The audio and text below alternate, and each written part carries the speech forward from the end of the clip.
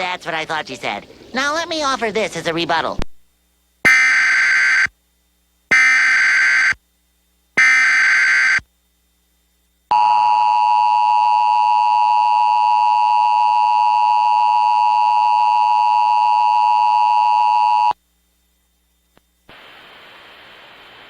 The National Weather Service in Green Bay has issued a tornado warning for Calumet County in east central Wisconsin, Winnebago County in east central Wisconsin, until 4:45 p.m.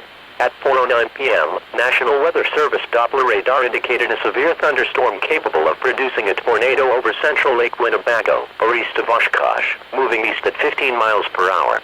The tornado will be near Quincy, Brothertown and Stockbridge by 4:35 p.m., Jericho by 4:40 p.m.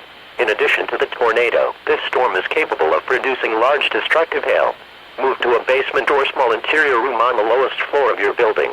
Boaters on area lakes, especially Lake Winnebago, should get off the lake before the storm arrives. Repeating, a tornado warning has been issued until 4:45 p.m. for the following counties: in Wisconsin, Calumet, and Winnebago.